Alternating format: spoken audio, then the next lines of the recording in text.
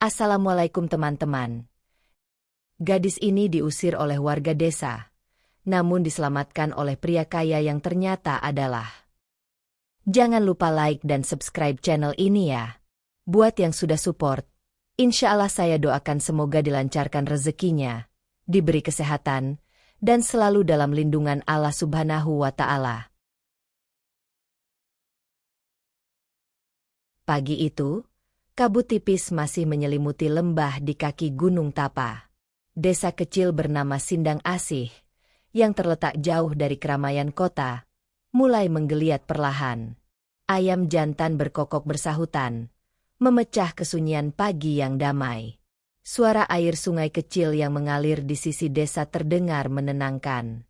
Hembusan angin membawa aroma rumput basah dan daun-daunan yang gugur semalam. Di tengah suasana penuh ketenangan itu, di sebuah rumah reot di ujung desa, seorang gadis muda tengah sibuk memetik bunga-bunga segar dari kebun belakang rumahnya. Gadis itu bernama Nisa, usia 18 tahun. Tubuhnya ramping, kulitnya sawo matang, dan senyumnya selalu hadir di wajahnya meski hidupnya jauh dari kata mudah. Nisa tinggal sendirian di rumah tua peninggalan orang tuanya yang telah meninggal dunia sejak ia berusia 10 tahun. Sejak saat itu, ia belajar mandiri. Ia tidak memiliki sanak saudara, dan hanya bunga-bunga dari kebunnya lah yang setia menemaninya hari demi hari. Setiap pagi, Nisa akan mengumpulkan bunga matahari, mawar liar, kenanga, melati, dan beberapa bunga lain yang ia tanam sendiri. Bunga-bunga itu ia ikat rapi menjadi buket-buket kecil, lalu dimasukkan ke dalam keranjang rotan miliknya yang mulai usang. Dengan mengenakan kain lusuh dan sandal jepit yang sudah hampir putus, ia berjalan menyusuri jalan tanah berbatu menuju pusat desa. Di sanalah ia berdiri, di dekat pertigaan menuju pasar, menawarkan bunga-bunganya kepada siapa saja yang lewat. Kadang pembelinya adalah ibu-ibu yang hendak berdoa ke makam, kadang pula anak-anak yang ingin memberi kejutan kepada guru mereka. Tak banyak yang dibelinya, namun cukup bagi Nisa untuk membeli beras, garam, dan sabun cuci. Meski hidup sederhana, Nisa tak pernah mengeluh. Ia selalu menyapa ramah setiap orang yang lewat, tak peduli mereka membalas atau tidak. Namun, tidak semua warga desa menyukainya. Ada yang menganggapnya aneh, bahkan sial. Entah sejak kapan kabar itu mulai beredar. Mungkin sejak kejadian 5 tahun lalu, ketika seorang warga tiba-tiba meninggal mendadak sehari setelah membeli bunga dari Nisa. Sejak itu, sebagian warga mulai menganggap kehadirannya sebagai pembawa kesialan. Tapi Nisa tetap bertahan, tetap tersenyum. Ia percaya bahwa selama ia tidak berbuat jahat, kebaikan akan selalu berpihak padanya. Hari itu, langit begitu cerah. Matahari belum tinggi saat Nisa berjalan ke arah pasar desa, keranjang bunga di tangan kirinya, dan payung kain bergagang kayu di tangan kanannya. Ia bersiul pelan sambil menikmati suara burung-burung kecil di pepohonan. Sesekali ia berhenti menyapa anak-anak kecil yang bermain kelereng di bawah pohon waru. "Pagi, Nisa," sapa seorang anak lelaki, Doni, sambil tersenyum malu-malu. "Pagi juga, Doni. Jangan lupa belajar ya," jawab Nisa ceria. Namun di balik senyuman itu, Nisa menyimpan kerinduan yang dalam. Setiap malam, sebelum tidur, ia memandangi foto lusuh orang tuanya yang disimpan di dalam kotak kayu kecil di bawah tempat tidur. Kadang ia bicara sendiri, seolah orang tuanya masih mendengar. Ia menceritakan hari-harinya, keluhannya, harapannya. Salah satu harapan terbesarnya adalah menemukan kembali seseorang dari masa lalunya. Kakak laki-laki yang ia ingat samar-samar pernah menjaganya sewaktu kecil sebelum mereka terpisah karena suatu peristiwa yang tak ingin ia kenang. Nisa tidak tahu siapa namanya, atau seperti apa wajahnya sekarang. Tapi dalam hati kecilnya, ia yakin kakaknya masih hidup, dan suatu hari nanti mereka akan bertemu kembali. Di pasar, para penjual sudah ramai menata dagangan. Nisa memilih berdiri di sisi jalan yang agak sepi, di dekat pos ronda yang kini jarang digunakan. Beberapa orang lewat dan mengangguk sopan, beberapa lainnya hanya melirik sekilas. "Bunga, Bu? Untuk doa hari ini?" tawar Nisa pada seorang ibu tua yang tengah berjalan sambil membawa kantong belanja. Ibu itu berhenti sejenak, melihat bunga di keranjang, lalu menggeleng pelan. "Maaf, Nak, aku tidak sempat," katanya ragu. Nisa hanya tersenyum. "Tidak apa-apa, Bu. Semoga sehat selalu ya," jawabnya dengan tulus. Setengah hari berlalu, hanya 3 buket yang terjual. Perut Nisa mulai keroncongan, namun ia tak mengeluh. Ia duduk bersila di tikar kecil yang ia bawa dari rumah, menyantap sepotong singkong rebus yang ia bawa dari pagi. Tiba-tiba, suara gaduh terdengar dari arah balai desa. Beberapa warga berlari sambil berteriak, "Tanah longsor! Rumah Pak Lurah ambruk!" Suasana pasar mendadak kacau. Beberapa orang segera menutup lapak dagangan mereka. Nisa berdiri bingung, menatap ke arah keramaian. Ia melihat asap tipis mengepul dari arah utara desa, di mana rumah Pak Lurah memang berada. Nisa hendak melangkah menuju lokasi, ingin membantu, namun seseorang menarik tangannya kasar. "Kamu diam saja di sini," bentak seorang ibu. "Jangan mendekat. Ini pasti ulah kamu." Nisa tercengang. "Apa maksudnya, Bu?" tanyanya pelan. "Kamu pasti sudah menebar bunga di jalanan kemarin sore, kan? Pas Lurah lewat situ juga. Sekarang rumahnya ambruk. Kamu pembawa sial." Wajah Nisa memucat. Ia benar memang menabur bunga kemarin sore di pinggir jalan menuju rumah Pak Lurah. Itu kebiasaannya setiap selesai panen bunga. Ia percaya bunga bisa membawa kedamaian bagi siapa saja yang melihatnya. Tapi tidak semua orang berpikiran sama. Dari kejauhan, beberapa warga lain mulai melirik ke arahnya. Ada yang berbisik, ada yang menunjuk-nunjuk. Nisa mulai merasa dadanya sesak. Kenapa orang-orang dengan mudahnya menuduh tanpa tahu apa yang sebenarnya terjadi? Hari mulai sore. Matahari perlahan turun di balik perbukitan. Nisa berjalan pulang dengan langkah lunglai. Keranjang bunganya masih berat. Tak banyak yang terjual. Di jalan menuju rumah, ia bertemu dengan Pak Ujang, seorang tetua desa. "Hati-hati ya, Nisa," katanya singkat. Hanya itu. Tidak ada senyum seperti biasanya. Bahkan Pak Ujang yang dulu kerap membelikannya bunga pun kini tampak enggan bicara. Nisa hanya mengangguk, lalu melanjutkan langkahnya. Malam itu, ia duduk di depan rumahnya, memandangi langit berbintang sambil memeluk lututnya. Tak ada suara lain selain lolongan anjing dari kejauhan. Ia mengelus kelopak bunga yang masih tersisa di keranjang. "Apa salahku?" bisiknya lirih. "Aku hanya menanam bunga." Hening. Di kejauhan, di antara bayang-bayang pohon, sepasang mata memperhatikan rumah kecil itu. Seseorang dari luar desa baru saja tiba di kaki gunung itu. Mengenakan setelan jas rapi dan membawa koper hitam. Ia berdiri diam, menatap lampu redup di rumah reot ujung desa. Tapi Nisa belum tahu bahwa malam itu, takdirnya mulai berubah. Hari itu hujan turun tanpa henti sejak dini hari. Awan hitam menggulung tebal di atas desa kecil tempat Nisa tinggal, seolah menandai sesuatu yang buruk akan segera terjadi. Petir sesekali menyambar di kejauhan, menggema di antara perbukitan dan menggetarkan kaca-kaca jendela rumah-rumah reot warga. Nisa bangun lebih awal dari biasanya. Meskipun hujan deras, ia tetap memetik bunga dari kebun kecilnya, bunga mawar putih, melati, dan kenanga yang biasa ia rangkai dalam ikatan sederhana untuk dijual ke pasar. Dengan mengenakan mantel tipis dan tudung yang sudah lusuh, ia berjalan hati-hati melewati jalanan becek desa yang mulai tergenang.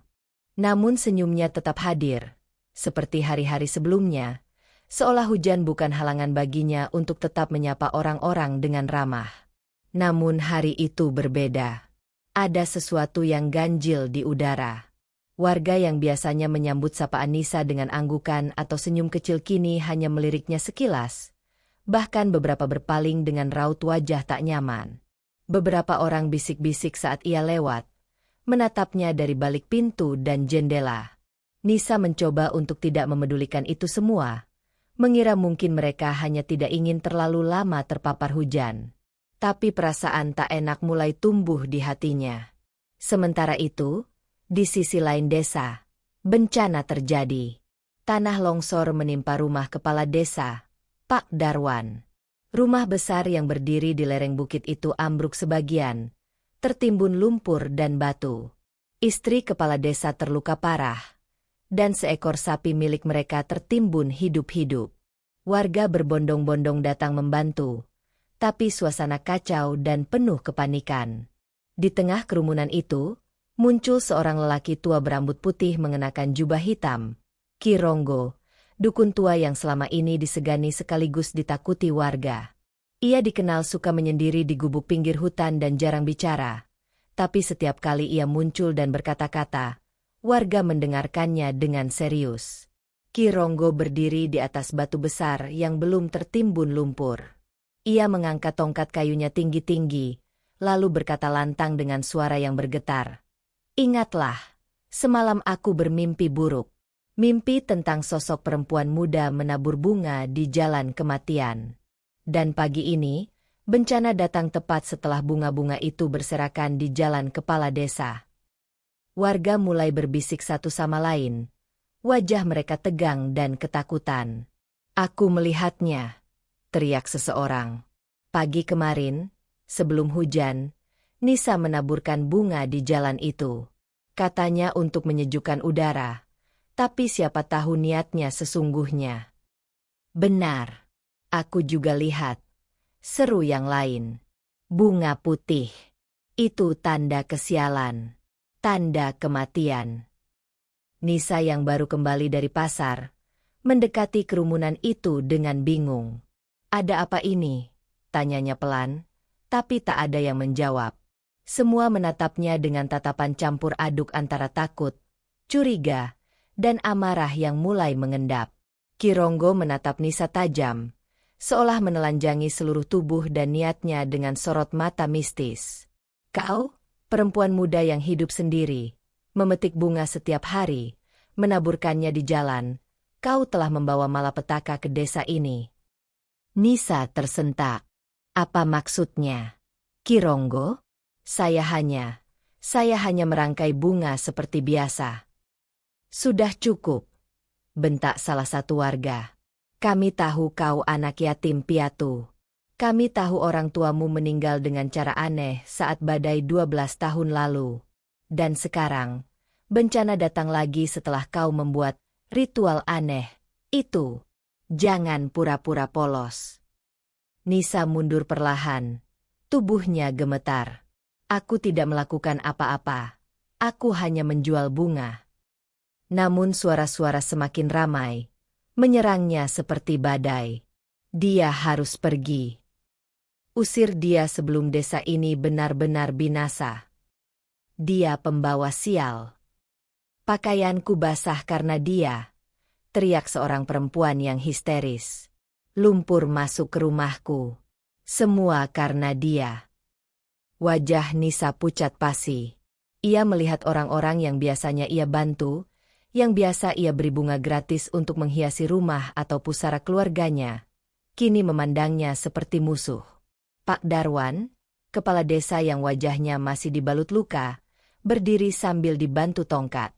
Ia menatap Nisa lama, lalu menghela napas berat. Nisa, aku tak tahu apakah kau benar-benar membawa sial atau tidak.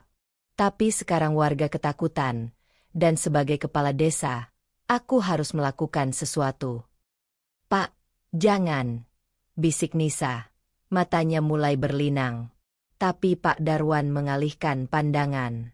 Mulai hari ini, aku minta kau pergi dari desa ini. Demi ketenangan warga. Demi keselamatan bersama. Tidak. Suara Nisa pecah. Ini rumahku. Ini rumah orang tuaku. Aku tak punya siapa-siapa lagi. Kironggo melambaikan tongkatnya. Jika kau tetap tinggal, mungkin rumah berikutnya yang runtuh adalah rumah balita atau tempat ibadah. Jangan uji kesabaran alam, Nisa. Mendengar itu, warga makin beringas. Beberapa mulai mendorong Nisa menjauh, memaksanya meninggalkan kerumunan. Di antara hujan yang makin deras, suara caci maki menyatu dengan denting air yang jatuh dari langit. Tak ada satupun yang membelanya. Tak ada tangan yang meraih tangannya. Tak ada mata yang menatap dengan kasih. Semuanya memalingkan wajah, atau justru menatapnya seperti duri dalam daging desa. Dan langit tetap tak berubah. Mendung, gelap, dan seolah ikut bersedih bersama Nisa. Di bawah langit yang tak lagi biru, hidup gadis penjual bunga itu mulai hancur. Sesuatu yang selama ini menjadi rutinitas penuh cinta, kini dijadikan alasan untuk mengusirnya. Dan tak ada yang benar-benar ingin tahu kebenaran di balik semua itu. Nisa kembali ke rumah kecilnya yang sepi, menangis sejadi-jadinya di bawah bayangan foto orang tuanya yang sudah lama pergi. Dinding rumah itu seakan ikut mengerang dalam angin kencang. Satu persatu, kenangan indah berubah menjadi luka. Dan dalam diam, Nisa tahu, hidupnya tak akan pernah sama lagi. Namun dalam pilu yang belum genap sehari, takdir yang besar mulai bergerak diam-diam. Dan langit kelabu itu, hanya awal dari kisah yang lebih besar dan tak terduga. Pagi itu, tak ada kicau burung. Hanya suara hujan yang berubah menjadi gerimis lembut, seperti sisa-sisa air mata langit yang belum reda. Namun rumah kecil milik Nisa justru menjadi pusat perhatian warga, bukan karena rasa iba, melainkan karena mereka ingin memastikan bahwa pengusiran benar-benar terjadi. Pak Darwan datang lebih pagi dari biasanya, diikuti oleh beberapa perangkat desa dan Kironggo yang tampak membawa kantung kain berisi dupa dan kemenyan. Warga desa ikut berdatangan, berdiri di kejauhan dengan payung seadanya, menunggu tontonan yang memuaskan rasa takut mereka. Beberapa bahkan membawa anak-anak mereka, seolah ini adalah tontonan wajib. Nisa duduk di lantai rumahnya, memeluk lututnya, matanya bengkak karena menangis semalaman. Saat suara langkah-langkah itu terdengar di depan pintu, ia tahu, waktunya telah tiba. Tok, tok, tok. Nisa, buka pintunya. Ini Pak Darwan, ucap sang kepala desa dari luar. Tak ada jawaban. Nisa, kami hanya ingin bicara. Kami tidak akan menyakitimu, ucapnya lagi, meskipun raut warga di belakangnya berkata sebaliknya. Dengan gemetar, Nisa membuka pintu. Wajahnya sembab, rambutnya kusut, tapi masih ada sorot lembut dan tak berdaya di matanya yang mengundang simpati. Jika saja ada satu orang saja yang bersedia melihatnya dengan hati terbuka. Pak Darwan menatapnya lama, sebelum akhirnya menghela napas. Nisa, kami tidak ingin semua ini terjadi. Tapi demi keselamatan warga, kau harus pergi dari desa ini. Hari ini juga. Nisa menunduk. Pergi kemana? Pak? Aku tidak punya siapa-siapa. Tidak ada tempat lain. Kironggo maju beberapa langkah dan menggantungkan kantung dupa di atas pintu rumah. Asapnya mulai mengepul, menyebarkan bau menyengat ke dalam ruangan. Kau bisa tinggal di luar batas desa, di perbatasan hutan. Di sana, energi burukmu tidak akan mencemari desa ini, katanya dingin. Kalau kau tetap di sini, mungkin bukan hanya longsor yang datang, tapi juga kebakaran, penyakit, bahkan kematian. Nisa menatap Kironggo dengan pandangan penuh luka. Energi buruk? Apakah karena aku sebatang kara? Karena aku menjual bunga? Karena aku tidak pernah ikut arisan ibu-ibu atau upacara desa? Beberapa warga berbisik-bisik mendengar kata-katanya. Ada keraguan samar di wajah beberapa dari mereka. Tapi yang lain tetap diam, membatu. Pak Darwan akhirnya memberikan keputusan terakhir. Kami akan bantu kau beres-beres. Kami beri kau waktu sampai siang. Setelah itu, kami mohon kau pergi. Kalau tidak, warga akan bertindak sendiri, dan aku tidak bisa menjamin keselamatanmu. Dan begitulah, hari itu, Nisa perlahan memasukkan pakaiannya ke dalam karung bekas beras. Buku-buku tua milik almarhum ayahnya yang dulu guru SD, ia bungkus dengan kain sarung usang. Foto orang tuanya ia cium pelan, lalu dibungkus dalam sapu tangan. Tak ada banyak yang bisa ia bawa, karena memang tak banyak yang ia miliki. Di luar, warga menunggu. Beberapa mulai tidak sabar. Sudah, usir saja sekarang. Lama sekali dia. Awas kalau dia bawa kutukan ke tempat lain. Anak-anak melempari atap rumah Nisa dengan kerikil kecil. Beberapa berteriak-teriak, "Penyihir! Penyihir bunga!" Dan Nisa pun keluar. Dengan payung robek, karung di pundak, dan mata yang tak lagi bisa meneteskan air mata. Ia berjalan perlahan, melewati kerumunan yang membisu atau mencibir. Tak ada yang menolong. Tak ada yang menyentuhnya. Seolah ia adalah wabah yang harus dijauhi. Namun sebelum ia benar-benar melewati gerbang desa, Nisa berhenti. Ia menoleh, memandang mereka semua. "Jika aku memang membawa kutukan," katanya lirih tapi jelas, "maka kutukan itu datang bukan dari bunga, tapi dari hati kalian yang dipenuhi ketakutan dan kebencian. Aku hanya gadis biasa. Tapi kalian menjadikanku monster. Jangan salahkan langit jika suatu hari kalian menuai apa yang kalian tanam hari ini." Tak ada yang menjawab. Tapi wajah-wajah mereka berubah. Beberapa menunduk. Beberapa pura-pura tak dengar. Dan Nisa pun melangkah pergi. Meninggalkan satu-satunya rumah yang pernah ia kenal. Menyusuri jalan setapak menuju hutan, tempat ia akan tinggal bersama sunyi dan mungkin misteri yang lebih besar daripada yang pernah ia bayangkan. Apa yang tak diketahui warga desa adalah bahwa malam itu, ada sepasang mata besar yang mengintip dari balik pohon beringin tua di batas hutan. Mata makhluk yang bukan manusia, dan bukan hewan biasa. Makhluk itu mengikuti langkah Nisa. Diam-diam. Seolah telah lama menantinya. Langit mulai meredup. Seakan ikut berduka atas nasib seorang gadis malang yang baru saja terusir dari tanah kelahirannya. Nisa berjalan perlahan menyusuri jalan setapak berbatu yang menuju ke arah hutan. Di tangannya hanya ada keranjang berisi bunga-bunga yang mulai layu dan selembar kain sarung tua yang menutupi sebagian tubuhnya dari dingin malam. Udara berubah. Semakin jauh dari desa, suasana menjadi lebih sunyi. Tidak ada suara manusia. Hanya desir angin, gemerisik dedaunan, dan sesekali suara burung malam yang bersahutan. Hutan yang selama ini terdengar menakutkan bagi warga desa justru terasa lebih jujur. Di sana tak ada yang berpura-pura baik, tak ada senyum palsu, dan tak ada fitnah. Nisa berhenti sejenak di bawah pohon besar. Kakinya sudah lelah. Tubuhnya menggigil karena pakaian yang dikenakan telah basah oleh embun dan keringat dingin. Ia duduk bersandar di akar pohon sambil memeluk lututnya. Di langit, bulan mulai tampak samar-samar di balik awan. Matanya sembab, tapi kini tak ada air mata.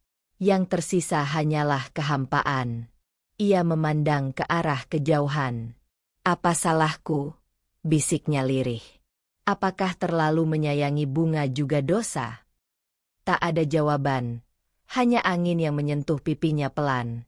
Tapi saat itulah, ia merasa ada sesuatu yang mengawasinya. Ia memandang sekeliling, matanya tajam menembus gelap. Dedaunan bergetar pelan, dan dari sudut pohon, tampak sesosok makhluk kecil bermata bulat besar, berbulu putih dengan ekor panjang melambai-lambai. Makhluk itu tidak menakutkan, justru tampak seperti makhluk halus atau peri hutan. Ia menatap Nisa dengan tatapan penuh empati. "Aku bukan sedang berhalusinasi, kan?" gumam Nisa. Makhluk itu melangkah perlahan mendekatinya, namun tetap menjaga jarak. Ia seolah tahu bahwa Nisa adalah manusia, dan manusia seringkali takut pada yang tak mereka kenal. Tapi berbeda dari kebanyakan, Nisa tidak lari. Ia justru tersenyum samar. "Kau juga diusir dari tempatmu?" tanya Nisa sambil mengusap matanya. Makhluk itu tidak menjawab, hanya menunduk. Tapi Nisa merasa seolah ia mengerti. Entah kenapa, ia tak merasa sendiri lagi. Seolah hutan itu, yang selama ini ditakuti warga, justru menerima dirinya dengan cara yang lebih lembut daripada desa.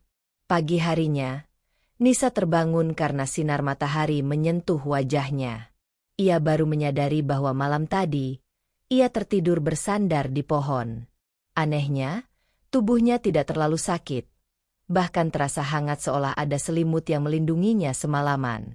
Tapi tak ada siapa-siapa di sekitarnya. Makhluk berbulu putih itu pun sudah tak terlihat. Dengan langkah lemah, ia melanjutkan perjalanan. Tujuannya satu, mencari kehidupan baru. Ia ingat bahwa beberapa kilometer dari batas hutan ada jalan raya yang menghubungkan desa-desa ke arah kota.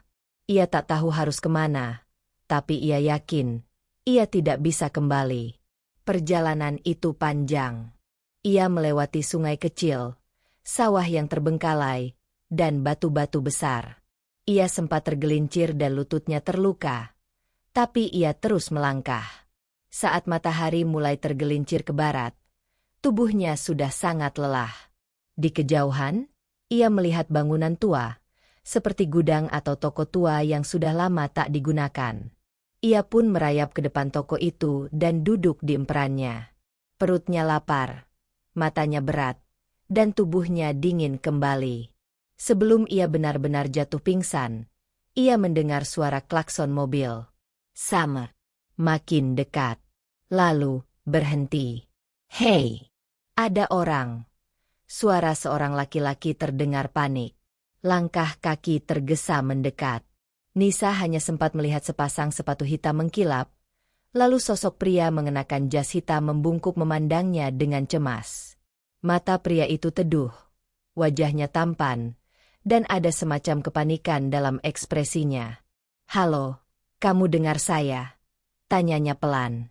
Sebelum sempat menjawab, pandangan Nisa mengabur. Gelap.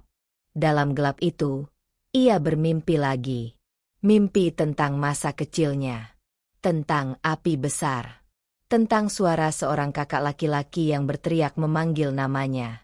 "Nisa, pegang tanganku." Tapi saat ia hendak meraih tangan itu, mimpinya pudar. Ia merasa tubuhnya melayang. Dan saat ia membuka mata perlahan, ia tak lagi berada di emperan toko tua. Ia terbaring di atas ranjang empuk bersprei putih. Di sekelilingnya, ada lampu gantung kristal, lukisan besar, dan langit-langit tinggi berukir. Tempat itu terlalu megah, terlalu asing, terlalu mustahil untuk seorang gadis desa seperti dirinya. Seketika itu juga, rasa takut menyergap hatinya. Di mana aku? Siapa pria tadi? Kenapa tempat ini seperti istana? Dan lebih dari semuanya, kenapa wajah pria itu terasa tidak asing? Sementara dari balik pintu ruangan, seorang pria dengan jas yang sama duduk di kursi panjang. Di tangannya, sebuah liontin tua tergenggam erat. Matanya menatap lurus ke arah pintu kamar. "Apakah ini benar-benar kau, Nisa?" gumamnya lirih. Hujan turun perlahan, menciptakan irama alami yang menenangkan jalanan kota yang mulai sepi menjelang malam. Sebuah mobil hitam mewah melaju pelan di antara rintik hujan, menyusuri jalur sempit yang tak biasanya dilewati kendaraan seperti itu. Sopirnya, pria muda berpakaian rapi dengan mata tajam dan ekspresi tenang, bernama Arga, seorang pengusaha muda yang kini tengah pulang dari kunjungan ke panti asuhan tempat ia dahulu dibesarkan. Tak ada yang istimewa di malam itu baginya. Tidak sampai mobilnya melintasi jalanan sempit di pinggiran kota, tepat di depan sebuah toko tua yang hampir roboh, dan sopirnya tiba-tiba menginjak rem mendadak. "Pak Arga, sepertinya ada seseorang di pinggir jalan," kata sang sopir cemas. Arga mencondongkan tubuh, menatap keluar kaca. Di bawah cahaya lampu jalan yang temaram, terlihat tubuh seorang gadis tergolek lemah di depan toko, basah kuyup oleh hujan, keranjang berisi bunga layu tergeletak di sampingnya. Berhenti, perintah Arga cepat. Ia membuka pintu mobil dan segera turun tanpa payung. Begitu mendekati tubuh gadis itu, Arga terpaku. Ada sesuatu pada wajahnya, sesuatu yang membangkitkan ingatan samar di benaknya. Gadis itu tampak pucat, rambutnya kusut, wajahnya kotor oleh lumpur dan air hujan, tapi matanya, meski terpejam, menyimpan ketenangan yang familiar. Arga langsung berlutut dan mengangkat tubuh si gadis dengan hati-hati. Dia masih hidup, katanya kepada sopir. Cepat, bantu aku. Buka pintu belakang. Kita bawa dia ke rumah. Sang sopir menuruti tanpa bertanya banyak.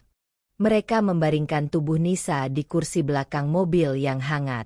Saat mobil melaju kembali menuju rumah besar milik Arga, pria itu terus menatap gadis asing tersebut dengan rasa penasaran yang aneh. Di dalam genggaman tangan gadis itu, ada liontin usang yang tergantung di leher. Liontin bulat berwarna perak dengan goresan kecil di bagian pinggirnya. Arga sempat menatap liontin itu agak lama. Detak jantungnya seketika berubah tak beraturan. Ia merogoh kantong jasnya dan mengeluarkan benda yang serupa. Liontin tua yang selalu ia simpan sejak kecil. Benda itu satu-satunya kenangan yang tersisa dari masa lalunya. Dari adik kecil yang dulu hilang saat panti asuhan terbakar bertahun-tahun lalu. Ia menggenggam liontin itu erat. Mustahil, gumamnya pelan. Apa mungkin?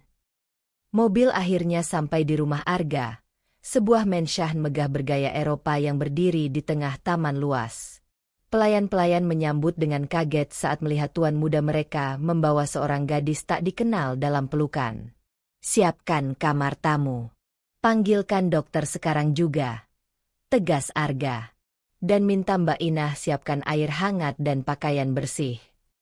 Tanpa pertanyaan lebih lanjut, semua bergerak cepat. Nisa diletakkan di atas ranjang empuk yang bersih. Dokter keluarga Arga datang tak lama kemudian, memeriksa suhu tubuh, tekanan darah, dan menyuntikkan cairan infus. Dia kelelahan dan dehidrasi. Sepertinya juga sedikit demam. Tapi tak ada cedera parah. Jelas sang dokter setelah beberapa saat. Biarkan dia tidur.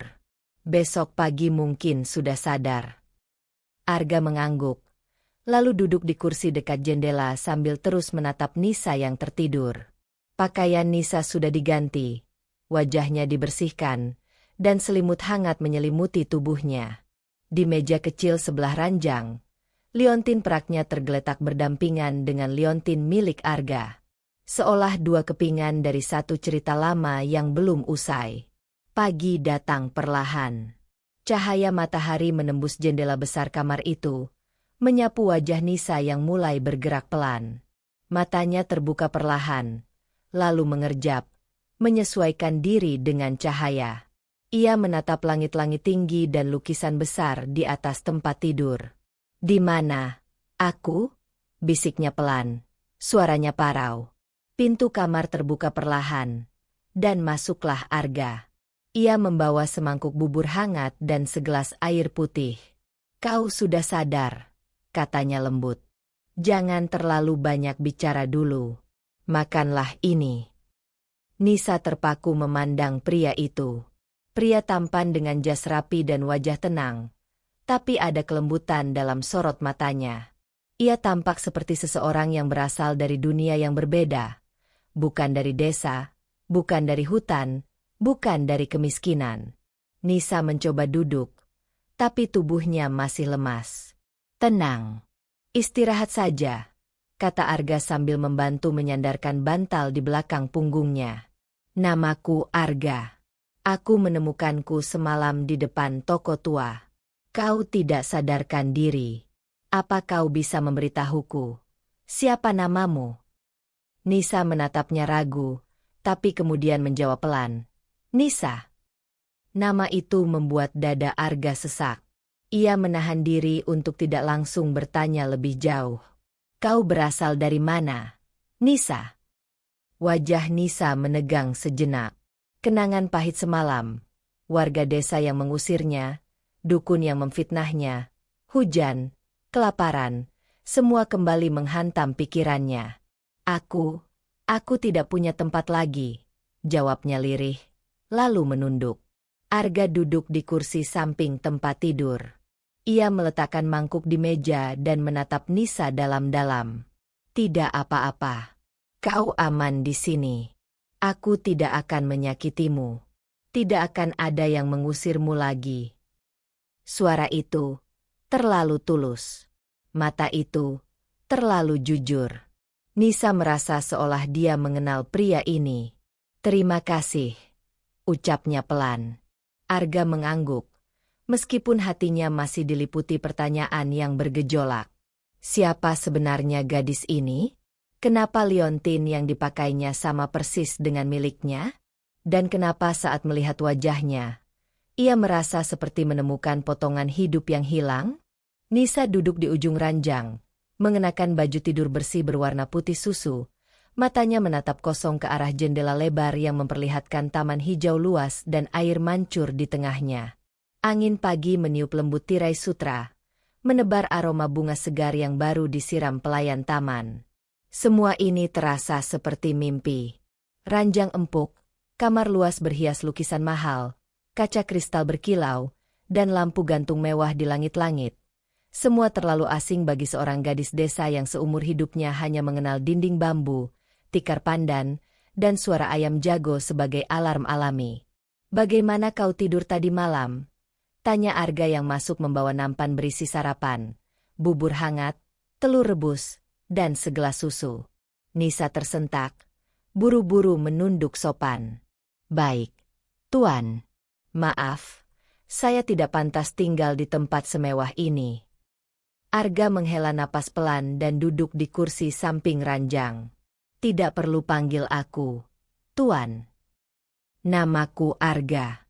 Dan selama kau di sini, anggap saja rumah ini tempatmu juga. Nisa menatapnya ragu. Tapi, saya cuma gadis penjual bunga dari desa. Saya bahkan tidak tahu kenapa Tuan menyelamatkan saya.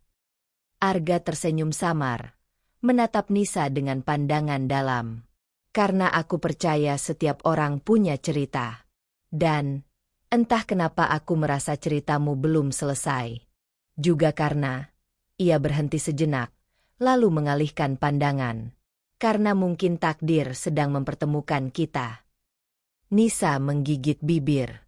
Takdir? Kata itu begitu berat baginya. Terlalu sering hidup membuatnya percaya bahwa takdirnya hanyalah penderitaan.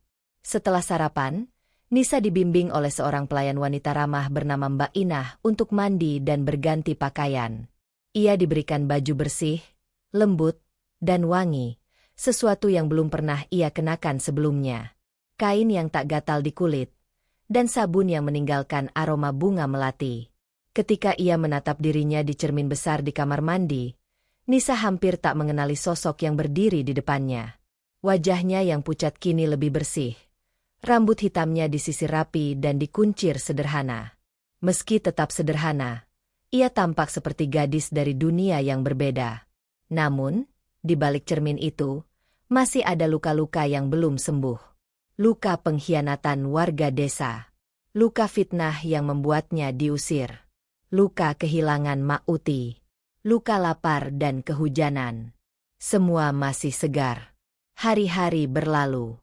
Nisa tinggal di rumah besar itu, dengan kamar sendiri, pakaian layak, makanan bergizi, dan perlakuan hormat dari semua pelayan. Tapi tetap saja, di malam hari, ia kerap menatap langit dari balkon kamarnya, berharap melihat bintang yang sama dengan yang pernah ia pandangi bersama Mak Uti di desa dulu. Suatu pagi, Arga mengajaknya sarapan di taman belakang. Meja bundar putih di antara bunga anggrek, suara burung berkicau, dan aroma teh melati yang mengepul hangat. Aku ingin mengenalmu lebih jauh, Nisa, kata Arga tiba-tiba. Jika kau bersedia, Maukah kau menceritakan siapa sebenarnya dirimu? Dari mana kau berasal? Nisa terdiam. Hatinya bimbang. Ia takut. Takut jika cerita masa lalunya justru membuat pria ini menjauhinya. Tapi sesuatu dalam mata Arga, ketulusan itu, membuatnya perlahan membuka mulut. Saya dibesarkan oleh nenek saya di sebuah desa kecil di pinggir hutan. Sejak kecil, saya menjual bunga ke pasar. Tapi setelah nenek saya meninggal, semuanya berubah. Nafasnya bergetar. Arga mendengarkan tanpa menyela. Orang-orang desa mulai membenci saya. Mereka bilang saya membawa sial. Mereka bilang saya anak dukun. Saya diusir, tanpa tempat tujuan, tanpa uang, tanpa keluarga. Arga mengepalkan jemarinya pelan. Hatinya terasa sesak. Saya tidak tahu harus kemana. Saya hanya berjalan dan berakhir di kota ini. Sampai saya pingsan, dan Tuan, maaf, dan kamu menemukan saya. Arga terdiam cukup lama. Lalu ia bertanya pelan, apa kau pernah merasa kehilangan seseorang? Maksudku, seseorang yang sangat kau sayangi. Mata Nisa sedikit membesar. Pernah. Seseorang yang tidak pernah saya lupakan. Siapa? Nisa menggigit bibir. Adik. Tapi saya tidak yakin dia masih hidup. Kami terpisah waktu kecil. Panti asuhan tempat kami dulu tinggal terbakar. Dan sejak itu, saya kehilangan dia. Arga langsung menegang. Napasnya tercekat. Kata-kata Nisa barusan seperti petir yang menyambar kesadarannya. Ia berdiri perlahan, berjalan ke dalam rumah. Tak lama kemudian, ia kembali, membawa 2 liontin perak kecil yang identik. Satu miliknya. Satu lagi milik Nisa. Ia meletakkan keduanya di atas meja.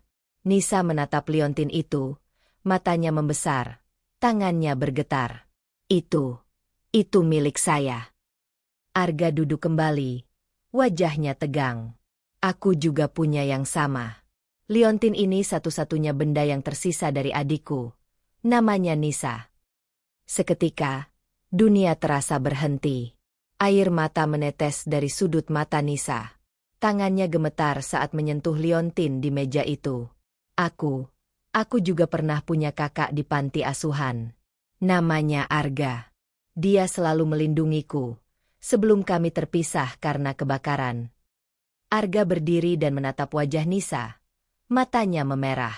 Jadi, kamu, Nisa kecil itu. Nisa mengangguk perlahan. Lalu tubuhnya bergetar hebat. Ia berdiri dan menutup wajahnya. Menangis sejadi-jadinya. Arga memeluknya erat. Tangisan mereka pecah bersamaan. Setelah bertahun-tahun penuh luka dan kehilangan, 2 saudara kandung itu akhirnya bersatu kembali. Sejak pertemuan penuh haru itu, segalanya berubah. Arga kini bukan hanya pria dermawan yang menyelamatkan Nisa, melainkan darah dagingnya sendiri, kakak kandung yang selama ini ia rindukan dalam doa-doa malam. Arga dan Nisa menghabiskan waktu untuk saling bercerita, menambal luka masa lalu dengan kenangan-kenangan kecil dari panti asuhan yang dulu menjadi rumah mereka. Tangis, tawa, dan harapan mengalir silih berganti. Namun di balik kebahagiaan pertemuan itu, sebuah bara perlahan menyala dalam dada Arga. Saat mendengar bagaimana Nisa diperlakukan oleh warga desa, bagaimana ia difitnah sebagai anak dukun, disiksa batinnya, diusir seperti binatang liar tanpa belas kasihan, wajah Arga mengeras. Giginya terkatup, rahangnya menegang, dan tatapannya tajam. Apa mereka pernah menyesal? Tanya Arga suatu malam ketika mereka duduk di ruang baca, ditemani cahaya lampu redup. Nisa menggeleng pelan. Tidak. Mereka bahkan tertawa saat saya pergi. Kepala desa bilang, hidup saya hanya akan jadi beban. Ibu-ibu pasar melempar bunga saya dan menyebut saya pembawa kutukan. Semua seolah senang saya tersingkir. Arga berdiri perlahan. Matanya berkilat. Ia berjalan ke rak buku, lalu menarik sebuah kotak kayu tua. Di dalamnya ada beberapa dokumen, catatan, dan sebuah map merah berisi kertas bersimbol resmi. Nisa, ucapnya pelan. Kamu tahu pekerjaan utamaku selain mengelola yayasan? Nisa menatapnya bingung. Yayasan. Yayasan yang membiayai anak-anak jalanan. Dan juga proyek pembebasan lahan untuk pembangunan infrastruktur desa-desa. Aku memiliki kuasa atas beberapa kontrak besar. Dan salah satunya. Ia membuka map itu. Di dalamnya terdapat peta, tanda tangan, dan stempel resmi. Desa tempatmu dibesarkan. Desa yang dulu mengusirmu. Kini lahannya sedang dalam tahap pembebasan. Pemerintah setuju menjadikannya lokasi untuk proyek industri dan kompleks perumahan baru. Semua warga akan diminta pergi. Nisa tersentak. Kau serius? Arga menatap adiknya. Aku bisa membatalkannya. Tapi aku juga bisa mempercepatnya. Bahkan mengalihkan kompensasi mereka. Tidak akan ada yang bisa melawan karena semua sudah sesuai prosedur dan hukum. Nisa menggeleng. Kak, jangan lakukan itu. Aku tidak ingin balas dendam. Aku hanya ingin mereka sadar, bukan menderita. Namun Arga memandangnya dalam. Mereka harus membayar. Kau terlunta-lunta bertahun-tahun. Mak Uti meninggal dalam kemiskinan. Dan mereka masih hidup enak tanpa pernah merasa bersalah? Tidak. Nisa, keadilan harus ditegakkan. Walau itu berarti mereka harus kehilangan apa yang selama ini mereka anggap milik mereka. Keesokan harinya, desa yang tenang di pinggir hutan itu mendadak gempar. Truk-truk alat berat parkir di tepi jalan. Sejumlah petugas berseragam datang membawa pengumuman resmi, surat pemberitahuan pengosongan lahan. Warga panik. Kepala desa kebingungan. Ini tidak mungkin. Tanah ini milik nenek moyang kami. Namun semua sudah telat. Dan satu nama tertulis jelas di surat pemilik proyek pembebasan lahan, Arga Saputra. Sementara itu, di ruang kerja luasnya, Arga menatap keluar jendela. Nisa masuk pelan, membawa teh hangat. Sudah kubilang, jangan terlalu keras pada mereka, ucap Nisa lembut. Arga menoleh. Aku tidak menghancurkan mereka. Aku hanya memberi mereka pelajaran. Agar tidak ada lagi gadis seperti kamu yang harus menderita karena kesombongan dan kebencian. Nisa terdiam. Dalam hatinya, ia tahu, luka itu belum benar-benar sembuh. Dan mungkin, di balik semua ini, ada harga yang harus mereka berdua bayar juga. Namun jauh di desa sana, orang-orang mulai gemetar. Nama yang mereka kira sudah lenyap, kini kembali sebagai sosok yang punya kuasa untuk mengguncang dunia kecil mereka. Dan ini baru permulaan. Malam itu sunyi. Di balik kaca besar kamar tamu yang hangat, hujan turun pelan, seperti bisikan alam yang enggan membangunkan dunia. Nisa duduk termenung di tepi ranjang empuk berwarna krem pucat, membiarkan tangannya membelai liontin kecil yang tergantung di lehernya. Udara di kamar begitu lembut. Harum lavender dari diffuser di sudut ruangan menyatu dengan aroma hujan yang masuk lewat celah jendela. Tapi pikiran Nisa tak damai seperti sekelilingnya. Sudah hampir seminggu ia tinggal di rumah mewah milik Arga. Ia telah pulih dari demam dan luka-luka ringan yang didapatkan saat pengusiran itu, tapi jiwanya belum sembuh. Bahkan mungkin baru mulai retak kembali. Arga, pria berjas yang menyelamatkannya dari jalanan kota, begitu baik dan perhatian. Ia menyediakan segalanya. Pakaian, makanan, bahkan perpustakaan kecil tempat Nisa bisa membaca tanpa gangguan. Tapi yang paling mengusik pikirannya adalah sosok Arga itu sendiri. Kenapa rasanya aku pernah mengenalnya? Bisik Nisa pada dirinya sendiri malam itu. Beberapa malam terakhir, Nisa sering terbangun karena mimpi aneh. Mimpi itu seperti potongan-potongan kaset usang yang diputarkan berulang kali. Ia melihat dirinya kecil, berlari-lari di halaman panti asuhan tua, bersama seorang anak laki-laki lebih tua yang memegang tangannya. Kakak itu sering mengelus kepalanya dan berkata, "Jangan takut, aku akan selalu menjagamu, Nis." Tapi setelah itu, semuanya jadi merah. Api, jeritan, asap hitam pekat, dan kemudian gelap. Setiap kali mimpi itu datang, Nisa terbangun dengan dada sesak dan mata basah. Ia mencoba mengabaikannya, namun makin hari, makin kuat rasa yang tumbuh di hatinya. Ia mulai memperhatikan Arga lebih dalam. Gerak tubuhnya, caranya berbicara, bahkan ada suara lembutnya ketika memanggil nama Nisa. Ada sesuatu yang tidak asing, terlalu akrab untuk seorang pria yang baru ia temui.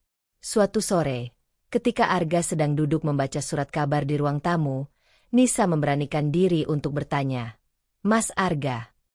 Arga menoleh dan tersenyum. "Ya? Apa Mas pernah punya adik?" Pertanyaan itu membuat pria itu diam. Senyumnya perlahan pudar. Ia melipat surat kabar itu dengan pelan dan menatap wajah Nisa. "Kenapa kamu tanya begitu?" Suaranya pelan, nyaris berbisik. Nisa menggigit bibir. "Entahlah, aku cuma penasaran. Aku sering mimpi akhir-akhir ini tentang kakak laki-laki." Arga menatap Nisa dalam-dalam, seperti hendak mencari sesuatu di balik sorot matanya. Tapi ia hanya menjawab, "Aku memang punya adik, perempuan. Tapi dia hilang waktu kecil." Hati Nisa bergetar. Hilang?" Suaranya tercekat. Arga mengangguk pelan. "Kami tinggal di panti asuhan setelah orang tua kami meninggal karena kecelakaan. Tapi suatu malam, panti itu kebakaran besar. Aku berhasil keluar, tapi dia tidak. Setidaknya, begitu aku kira selama bertahun-tahun. Tak pernah ada kabar. Aku mencarinya kemana-mana, tapi tak pernah kutemukan." Nisa terdiam, bulu kuduknya merinding. Ia seperti baru saja mendengar bagian dari dirinya yang selama ini hilang di dalam kabut masa lalu. Seketika, air matanya jatuh tanpa permisi. "Mas," gumamnya lirih. "Aku juga tinggal di panti waktu kecil. Aku tidak pernah tahu siapa orang tuaku. Aku hanya ingat suara api, dan suara seorang kakak yang berjanji akan menjagaku." Mata Arga membesar. Ia perlahan berdiri, mendekati Nisa, dan menatap liontin yang tergantung di leher gadis itu. Ia terperanjat. "Liontin itu," ucapnya dengan suara tercekat. "Boleh kulihat?" Dengan tangan gemetar, Nisa membuka liontinnya. Di dalamnya terdapat foto tua, foto dua anak kecil, laki-laki dan perempuan, berpelukan dan tersenyum ke arah kamera. Arga langsung merogoh saku jasnya, mengeluarkan liontin serupa. Ia membuka liontin itu, dan memperlihatkan foto yang sama, cuma dalam posisi terbalik, seolah dua bagian dari satu gambar. Dunia Nisa seakan berhenti berputar. Hujan di luar masih turun, tapi yang terdengar hanya detak jantung mereka berdua.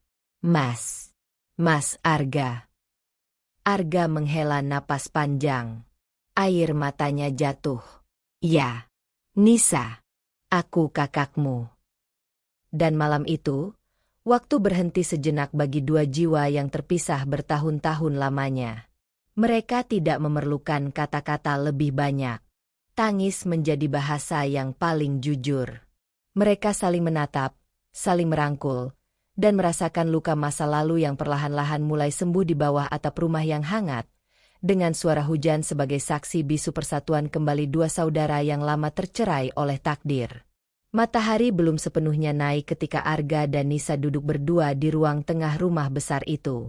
Mereka masih dalam keheningan setelah malam yang penuh tangis dan pelukan, seperti dua jiwa yang baru saja ditarik dari kegelapan panjang ke dalam cahaya yang tak disangka-sangka. Di atas meja kopi dari kayu jati yang mengkilap, dua liontin kecil tergeletak terbuka, berdampingan. Foto usang di dalamnya masih memperlihatkan dua wajah kecil yang tersenyum bahagia. Wajah-wajah yang kini telah tumbuh, terluka oleh kehidupan, namun tak kehilangan sisa kasih yang tertanam dalam sejak kecil. Pagi itu, Arga sudah menghubungi seseorang, dokter pribadi kepercayaannya, untuk melakukan tes DNA. Bukan karena ia meragukan apa yang baru mereka temukan, tapi karena ia ingin mengukuhkan pertemuan ini sebagai sebuah kebenaran yang tak bisa digoyahkan siapapun. Ia ingin dunia tahu, dan dirinya sendiri tahu, bahwa gadis yang duduk di depannya, yang dulu disebut pembawa sial oleh penduduk desa, adalah darah dagingnya. Adiknya. Satu-satunya keluarga yang tersisa. Nisa duduk diam. Matanya masih sembab. Tapi untuk pertama kalinya sejak ia diusir dari desa, ada ketenangan dalam raut wajahnya. Ia memandang liontin di tangannya, jari-jarinya membelainya pelan seperti membelai masa lalu yang perlahan kembali dalam kepingan. "Mas Arga," katanya pelan. "Apa benar kita dulu tinggal di panti asuhan yang sama? Yang di pinggir kota?" Arga mengangguk. Matanya menerawang. "Namanya Panti Asuhan Harapan Mulia. Letaknya di pinggiran kota lama, dekat hutan kecil. Sudah lama ditutup setelah kebakaran itu. Aku dan kamu di sana sejak usia 4 dan 2 tahun. Kita ditempatkan di sana setelah orang tua kita meninggal dalam kecelakaan bus." Nisa terdiam. Nafasnya tercekat mendengar potongan cerita yang selama ini tak pernah dia miliki. Ia tak pernah tahu siapa orang tuanya, dari mana asalnya, atau kenapa ia bisa berada di panti. Ingatannya hanya fragmen, tawa kecil, suara api, dan pelukan seorang kakak yang berjanji akan kembali. "Aku kira kamu meninggal," lanjut Arga dengan suara serak. "Saat aku keluar menyelamatkan anak-anak lain, aku kehilanganmu. Api terlalu besar. Kami pikir tak ada yang selamat dari kamar sayap belakang. Semua tubuh yang ditemukan hangus. Aku terus menyalahkan diri sendiri. Aku janji akan menjagamu, tapi aku tinggalkan kamu."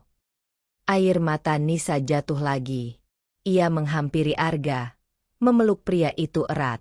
"Mas, jangan salahkan diri sendiri.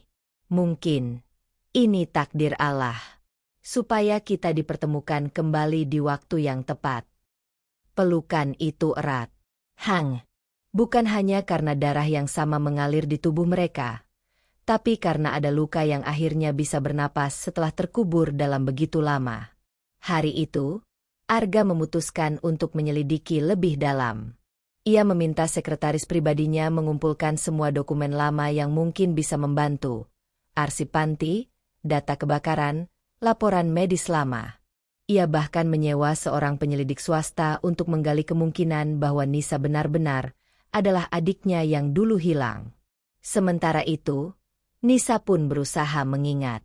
Ia duduk berjam-jam di ruang perpustakaan, menulis di buku harian kecilnya potongan-potongan mimpi dan ingatan yang muncul. Ia menuliskan setiap detil, warna dinding panti, suara ibu asuh yang selalu menyanyikan lagu Nina Bobo, dan bagaimana kakaknya suka menyelinap ke dapur untuk mencuri biskuit dan membaginya diam-diam. 3 hari kemudian, hasil tes DNA datang. Arga dan Nisa duduk berdua di ruang kerja. Dokter itu menyerahkan amplop putih besar, lalu pamit meninggalkan ruangan, memberi mereka privasi. Dengan tangan gemetar, Arga membuka surat itu. Matanya menyapu baris demi baris. Kecocokan DNA, 99,98%.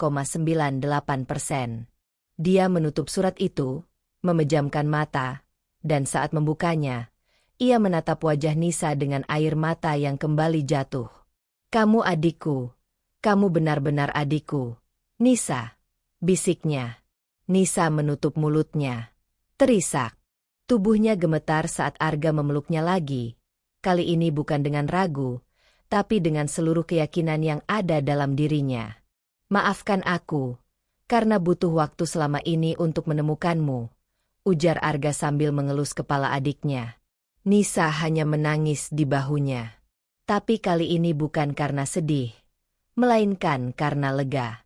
Beban bertahun-tahun yang ia pikul, kesepian, penghinaan, rasa tak bernilai, akhirnya luruh. Ia punya tempat untuk pulang.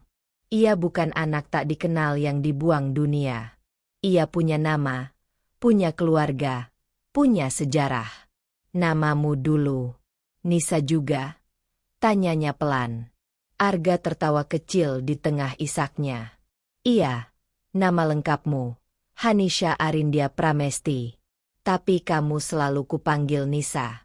Sama seperti sekarang. Nisa tersenyum kecil. Aku suka nama itu. Terasa seperti rumah. Hari-hari berikutnya dipenuhi dengan kehangatan yang baru. Arga menunjukkan album-album lama yang ia simpan, foto orang tua mereka, potret kecil Arga menggendong Nisa di depan taman, serta surat-surat dari panti yang ia kumpulkan selama bertahun-tahun. Mereka mengunjungi tempat panti asuhan yang kini telah menjadi lapangan kosong, berlumut dan ditumbuhi semak liar. Nisa berdiri di tengah reruntuhan itu, memejamkan mata, dan seolah mendengar suara tawa anak-anak yang dulu memenuhi tempat itu. Di sini dulu kamu suka main ayunan, kata Arga sambil menunjuk ke arah salah satu sudut. Aku selalu harus dorong kamu tinggi-tinggi sampai kamu ketawa ngakak. Nisa tertawa. Aku bisa membayangkannya. Mereka juga pergi ke makam orang tua mereka, dan untuk pertama kalinya, Nisa bisa berdoa di hadapan batu nisan ayah dan ibunya, memperkenalkan diri sebagai anak yang hilang namun akhirnya pulang. Ayah, ibu, maafkan aku baru datang sekarang, bisiknya sambil menaburkan bunga. Tapi aku janji, aku akan hidup dengan bahagia. Bersama Mas Arga. Bersama keluarga kita. Di mobil saat perjalanan pulang, Arga menatap adiknya yang duduk di samping, kini terlihat jauh lebih cerah. Kita akan kembali ke desa, Nis. Nisa menoleh. Ragu. Untuk apa? Untuk menuntaskan semuanya. Orang-orang harus tahu siapa kamu sebenarnya. Mereka harus tahu bahwa kamu bukan pembawa sial, tapi adikku, Hanisha Arindia Pramesti. Dan kamu layak untuk dihormati. Nisa menunduk. Ia takut. Tapi di sisi lain, ia juga tahu, selama ini yang membuat luka itu tak kunjung sembuh adalah karena ia tak pernah bisa menghadapi orang-orang yang merendahkannya. Kini, dengan Arga di sampingnya, mungkin sudah waktunya. Ia menggenggam tangan kakaknya erat. Baik, Mas. Kita pulang ke desa. Dan senja hari itu, cahaya matahari seperti memberi isyarat, menyinari liontin yang tergantung di dada keduanya. Dua potongan yang akhirnya kembali menyatu setelah bertahun-tahun dipisahkan oleh api, waktu, dan takdir. Pagi itu, kabut masih menggantung tipis di halaman rumah besar milik Arga saat Nisa berdiri di depan cermin kamarnya. Rambutnya diikat rapi ke belakang, mengenakan blus putih sederhana dan rok panjang berwarna coklat susu. Tak ada perhiasan mencolok, hanya liontin tua yang masih tergantung di lehernya.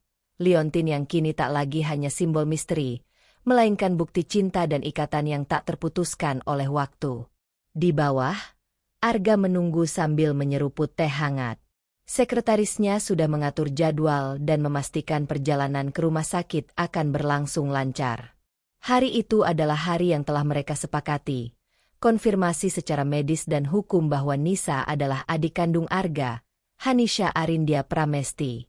Bukan sekadar cerita masa lalu, bukan hanya liontin tua atau kenangan samar, tapi dokumen resmi, bukti otentik yang akan mematahkan semua keraguan yang mungkin masih bersisa. Ketika Nisa turun dan duduk di samping Arga di dalam mobil, suasana hening tapi menenangkan. Tak ada lagi jarak canggung. Dalam waktu yang begitu singkat, keduanya seolah menemukan kembali bagian yang hilang dari jiwa masing-masing. Bagian yang selama ini mereka cari di tengah dunia yang dingin dan sering kejam. Sampai di rumah sakit, mereka disambut oleh dokter dan petugas laboratorium yang sudah menyiapkan hasil tes DNA lengkap. Dokumen-dokumen itu diserahkan langsung kepada Arga di dalam ruang khusus yang hanya mereka berdua isi. Tak butuh waktu lama bagi Arga membaca laporan itu lagi, meski sebenarnya ia sudah tahu apa yang tertulis di sana. Tapi kali ini, ia ingin membacanya dengan lantang, untuk mengukir setiap kalimat dalam hati Nisa. Nama subjek, Hanisha Arindia Pramesti. Status hubungan, saudara kandung tingkat pertama dengan subjek Arga Prasetya. Kecocokan DNA, 99,98%. Ia berhenti, suaranya serak. Tangannya bergetar sedikit saat meletakkan dokumen itu di atas meja. Lalu, ia menatap Nisa dalam-dalam, dan sebelum kata-kata sempat keluar, air matanya sudah lebih dulu mengalir. Nisa, aku minta maaf. Kalimat itu sederhana, tapi membawa beban puluhan tahun penyesalan. Arga berdiri, lalu memeluk Nisa erat. Pelukan itu bukan hanya pelukan saudara, tapi pelukan seorang kakak yang merasa gagal melindungi adiknya. Pelukan seorang lelaki dewasa yang selama bertahun-tahun merasa kesepian meski dikelilingi kekayaan dan kekuasaan, karena bagian terpenting dari hidupnya hilang di masa lalu. Maaf karena aku terlambat menemukanku. Lirihnya. Maaf karena kamu harus melalui semua penderitaan itu sendirian. Diusir, dihina, dipukul, tidur di pinggir sawah. Tuhan, kenapa kamu tak bilang dari dulu? Nisa tak bisa berkata-kata. Ia hanya membalas pelukan itu, membiarkan air matanya jatuh di bahu kakaknya. Tapi kali ini bukan tangisan kesedihan. Tangisan itu adalah pelepasan. Tangisan kebebasan setelah terkurung begitu lama dalam ketidakpastian. Mas Arga, bisiknya akhirnya. Kalaupun kita tak pernah tahu bahwa kita saudara, aku tetap bersyukur bisa bertemu denganmu. Sejak awal, aku merasa dekat dengan Mas. Aku merasa dilindungi. Dan sekarang aku tahu kenapa. Pelukan itu berlangsung lama. Tak ada kata yang bisa menggambarkan perasaan mereka. Dunia seolah menghilang di sekitar mereka. Dan waktu berhenti. Di ruangan itu, hanya ada dua jiwa yang akhirnya kembali bersatu setelah terlalu lama terpisah.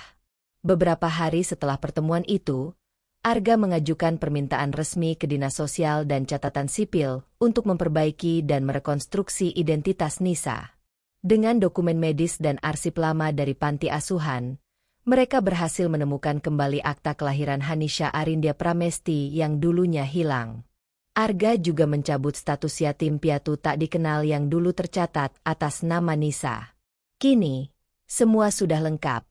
Nama, asal-usul, keluarga, dan tempat pulang. Malam itu, Arga mengajak Nisa duduk di balkon rumah mereka, memandangi bintang-bintang yang bersinar tenang. Aku tahu kamu ingin menatap masa depan, Nis, ujar Arga. Tapi untuk itu, kita harus kembali ke tempat yang pernah menyakitimu. Kita harus ke desa. Nisa menoleh, ragu. Matanya menatap langit, seolah bertanya pada alam semesta.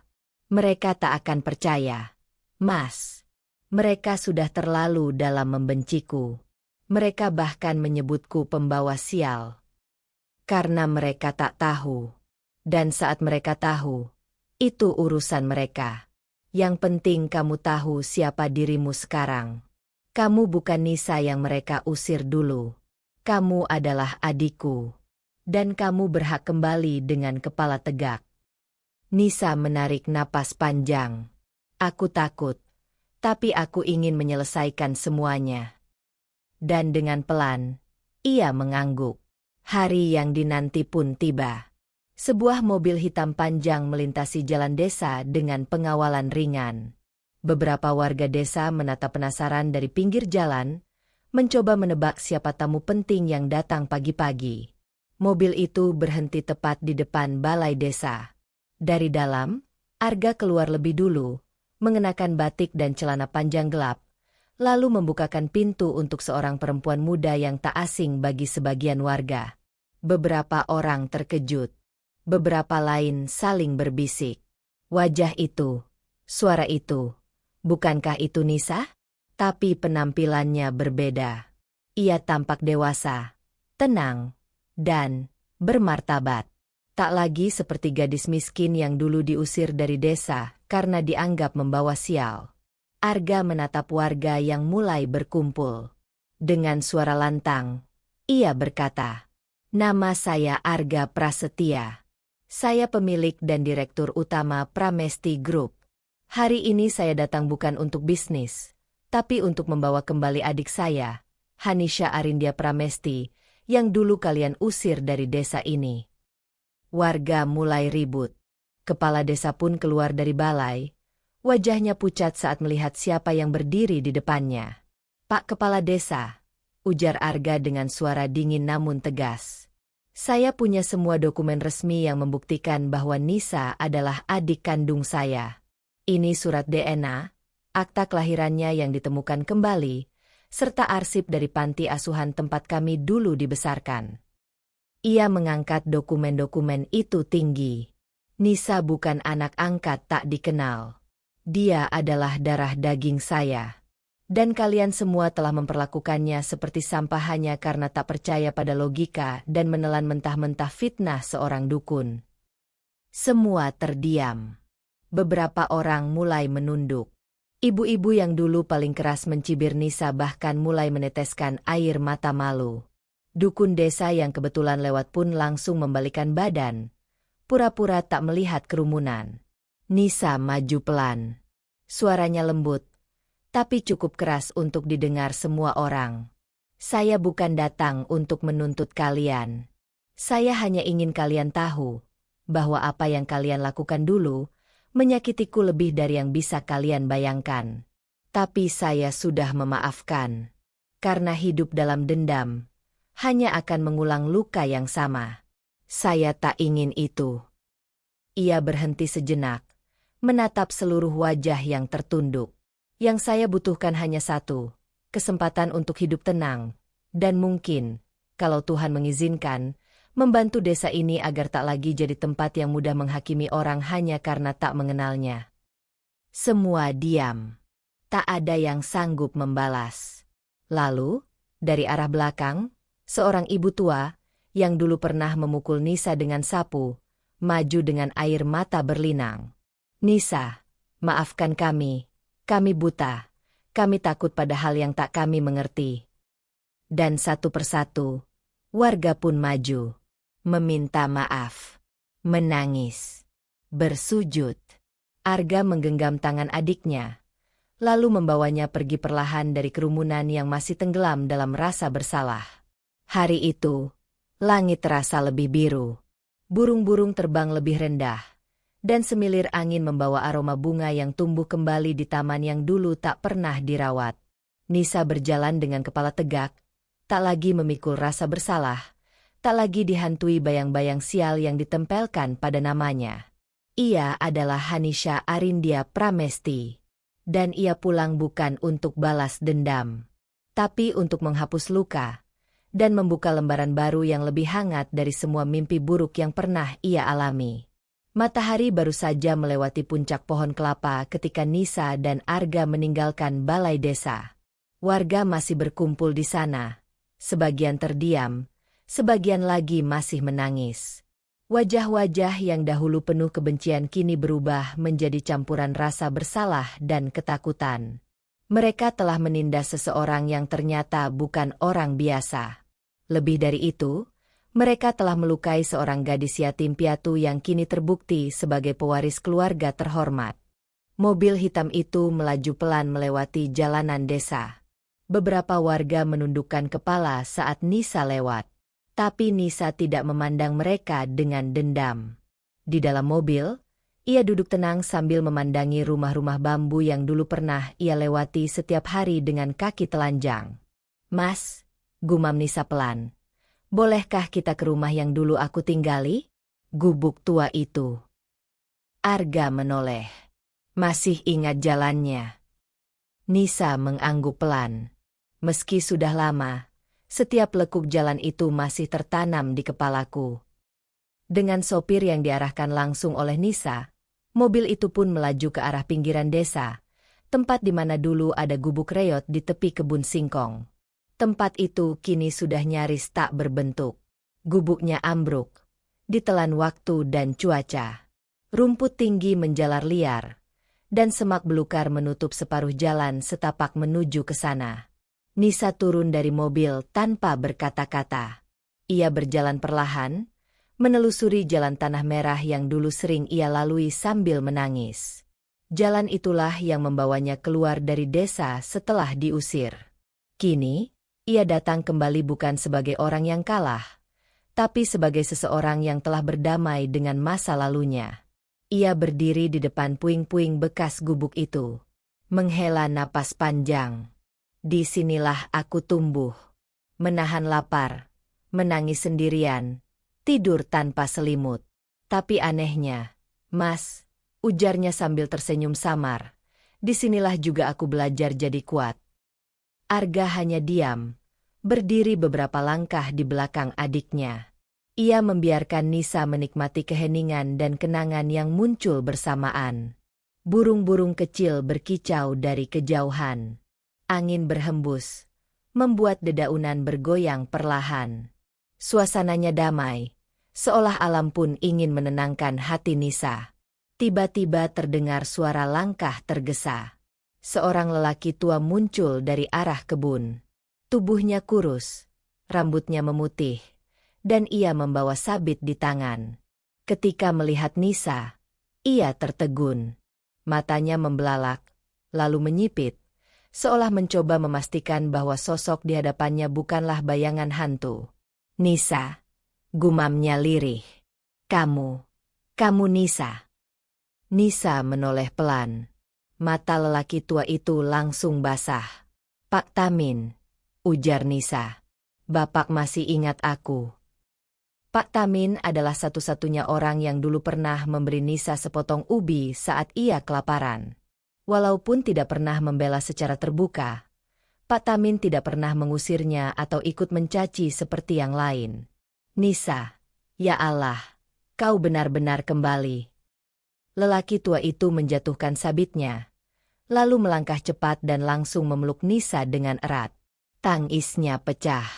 Aku menyesal. Nak, aku seharusnya berani membelamu waktu itu. Tapi aku pengecut.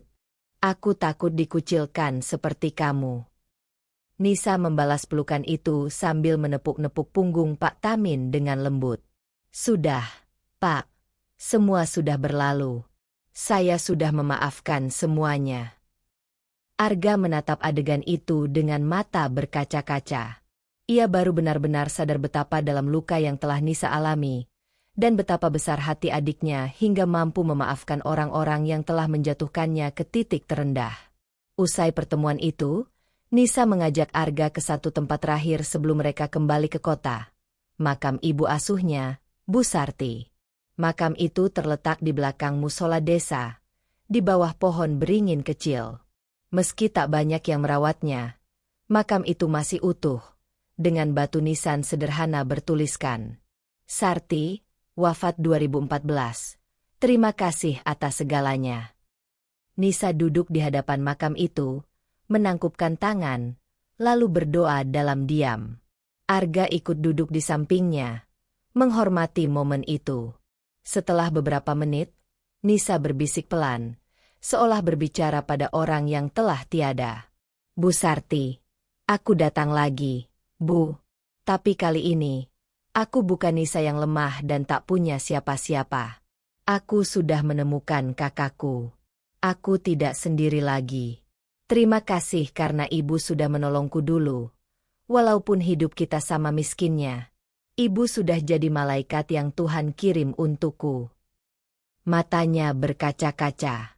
Ia menunduk, menyeka air matanya perlahan. Saat mereka hendak kembali ke mobil, beberapa warga desa sudah berdiri menunggu di jalan setapak. Mereka membawa bunga, makanan kecil, dan bahkan beberapa amplop berisi uang seadanya. Kepala desa pun ada di sana, bersama istri dan dua anaknya.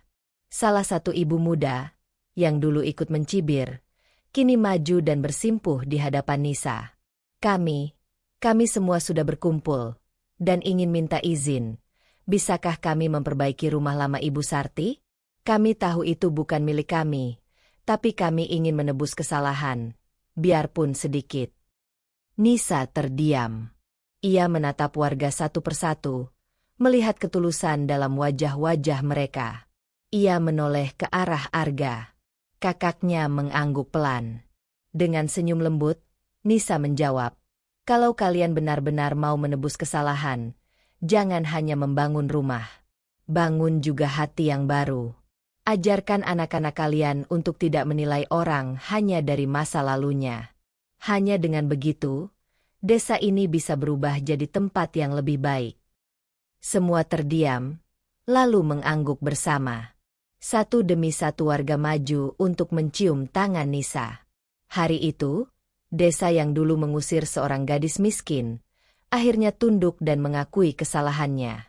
Dan ketika senja mulai turun, Nisa berdiri di atas bukit kecil di ujung desa. Dari sana, ia bisa melihat seluruh rumah penduduk, sawah yang terbentang luas, dan jalan kecil yang dulu ia lalui dengan luka dan air mata.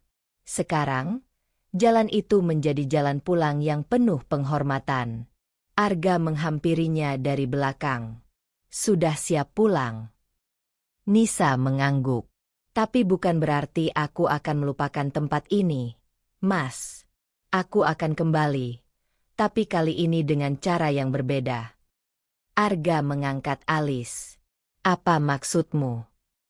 Nisa tersenyum lebar. "Aku ingin membangun sekolah kecil di sini. Sekolah untuk anak-anak miskin. Supaya mereka tidak harus melalui apa yang aku alami dulu. Supaya mereka tahu bahwa miskin bukan berarti hina."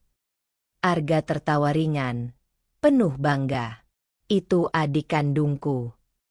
Mereka pun berjalan beriringan ke mobil, meninggalkan desa dengan kepala tegak, hati ringan, dan masa depan yang lebih cerah di Cakrawala. Pagi itu langit cerah. Udara kota terasa ringan, seolah ikut bernapas lega setelah beban masa lalu yang lama dipikul kini mulai diangkat perlahan. Nisa duduk di balkon rumah Arga, menatap bunga-bunga mawar yang baru mekar di taman depan. Wajahnya tampak damai, tapi matanya menyimpan tanda bahwa pikirannya belum sepenuhnya tenang. Sudah seminggu sejak kepulangannya ke desa. Sejak kebenaran terbongkar, dan dunia berputar membalikan nasibnya. Tapi kini, saat kehidupan mulai menata ulang harapan, sebuah keputusan besar menunggu. Arga ingin menuntut mereka yang telah menfitnah dan menyiksa Nisa selama bertahun-tahun. Di ruang kerja, Arga tengah berbicara dengan pengacaranya. Kepala desa menyalahgunakan kekuasaan. Dukun itu menyebarkan fitnah tanpa dasar. Kita bisa gunakan undang-undang perlindungan anak, juga pencemaran nama baik. Aku ingin mereka membayar semua penderitaan Nisa. Pengacara mengangguk. "Secara hukum, sangat mungkin, Pak Arga. Kami hanya butuh dokumen pelaporan dari Nona Nisa sebagai korban." Namun ketika Arga menyampaikan hal ini kepada adiknya, yang dilakukan Nisa justru berbeda dari dugaan siapapun. "Mas, jangan," ucapnya lirih, dengan mata yang menatap tajam namun tenang. "Jangan ajukan tuntutan." Arga tertegun. "Apa maksudmu? Mereka menyiksamu, menelantarkanmu, bahkan menyebar hoaks tentang kutukan. Kalau bukan karena mereka, kita tidak akan terpisah selama ini." Nisa menghela napas panjang. Ia meletakkan cangkir teh di meja, lalu menatap kakaknya dengan penuh keteguhan. "Mas, selama bertahun-tahun aku hidup dalam amarah. Setiap malam aku tidur dengan air mata, dengan harapan suatu hari mereka akan membayar semuanya. Tapi saat aku kembali ke desa, aku melihat sesuatu yang lebih menyakitkan dari balas dendam, penyesalan." Ia lalu melanjutkan, "Ketika kita memberi balasan atas luka lama, kita hanya akan memperpanjang rantai dendam. Tapi saat kita memberi maaf, kita memberi ruang untuk perubahan. Mereka sudah tahu salah mereka, Mas. Mereka bahkan mulai memperbaiki rumah Bu Sarti. Mereka memohon maaf bukan karena takut, tapi karena sadar." Arga menunduk, berusaha memahami. Nisa tersenyum lembut. "Aku tidak ingin hidupku diisi oleh kebencian. Aku tidak ingin menjadi orang yang menghabiskan sisa hidupnya di pengadilan, mengungkit masa lalu yang sudah berdebu. Aku ingin memulai hidup baru, Mas. Bukan dengan luka, tapi dengan cinta. Kata-katanya begitu tulus, begitu dewasa, hingga Arga tak mampu menahan air mata yang mengalir perlahan. Dalam diam, ia mendekap adiknya, pelukan yang penuh rasa hormat dan kebanggaan. Baiklah, bisik Arga. Kalau itu yang kamu inginkan, Mas akan ikuti. Tapi Mas janji, siapapun yang mencoba menyakitimu lagi, Mas tidak akan tinggal diam. Nisa hanya mengangguk, dan senyumnya mengembang seperti matahari yang pelan-pelan menghangatkan bumi. Beberapa hari setelahnya, Nisa dan Arga kembali mengunjungi desa. Tapi kali ini bukan sebagai kunjungan formal atau balasan dendam, melainkan untuk mengadakan musyawarah desa. Di balai desa, Nisa berdiri di depan puluhan warga. Kali ini tanpa rasa takut, tanpa luka di hatinya. Ia berdiri sebagai perempuan muda yang telah memilih untuk memaafkan. Saya tidak akan membahas apa yang pernah terjadi pada saya, katanya dengan suara lantang namun penuh kasih. Tapi saya ingin mengajak kita semua memikirkan masa depan anak-anak desa ini. Kita tidak bisa terus hidup dalam ketakutan, dalam mitos yang menyesatkan. Kita harus mulai belajar membuka pikiran. Beberapa warga menunduk, merasa malu. Namun yang lain justru terinspirasi. Saya ingin membangun sekolah kecil di desa ini. Sekolah untuk anak-anak miskin, anak yatim, atau mereka yang keluarganya tak mampu membayar pendidikan. Saya percaya, dengan ilmu, kita bisa memutus rantai kebodohan dan ketakutan yang selama ini membelenggu kita. Tepuk tangan perlahan terdengar, lalu makin ramai. Beberapa ibu menangis terharu, beberapa bapak berdiri memberikan hormat.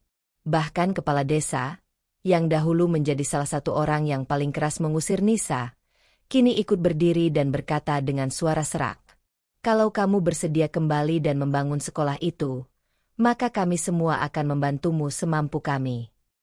Dan hari itu, sebuah babak baru dimulai. Dalam beberapa minggu, lahan kosong di pinggir desa mulai dibersihkan.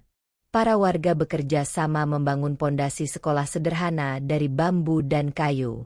Arga menyumbang material dan alat berat, sementara Nisa menjadi pengarah dan pengawas setiap pembangunan. Anak-anak kecil mulai berdatangan, tertawa dan berlarian di sekitar lahan. Wajah-wajah lugu yang dulu tak punya harapan kini mulai bercahaya. Para ibu mulai berdiskusi soal belajar mengajar. Bahkan beberapa pemuda menawarkan diri untuk menjadi relawan. Nisa menamai sekolah itu Sekolah Harapan Bu Sarti, sebagai penghargaan untuk ibu angkatnya yang dahulu menyelamatkan hidupnya.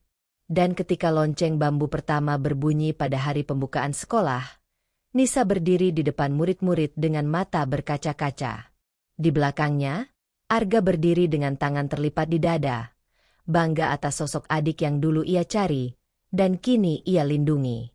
Di tengah tawa anak-anak dan senyum para warga, satu hal menjadi jelas. Dendam tak pernah bisa menyembuhkan. Tapi cinta dan pengampunan bisa mengubah segalanya. Langit desa yang dulu mendung kini bersih dan biru. Burung-burung beterbangan bebas. Dan bunga-bunga liar di pinggir jalan mekar dengan warna-warni cerah. Sebuah keajaiban benar-benar tumbuh. Dari luka yang dulu hampir menghabisi harapan. 1 tahun telah berlalu sejak Nisa kembali ke desanya. Hari-hari yang dulu gelap kini berubah terang. Suasana desa yang dulu dingin dan penuh bisik-bisik kini hangat dan dipenuhi suara tawa anak-anak. Pohon-pohon kembali rimbun, bunga-bunga bermekaran di halaman rumah warga, dan di tengah desa berdiri sebuah bangunan sederhana namun bermakna besar, Sekolah Harapan Bu Sarti. Bangunan itu tak besar, hanya terdiri dari 3 ruang kelas, 1 ruang baca kecil, dan sebuah aula terbuka. Tapi semangat yang tumbuh di dalamnya lebih besar dari tembok-tembok beton. Disinilah anak-anak yang dulu tak pernah mengenal huruf, kini bisa membaca dongeng, menulis cerita, dan bermimpi setinggi langit.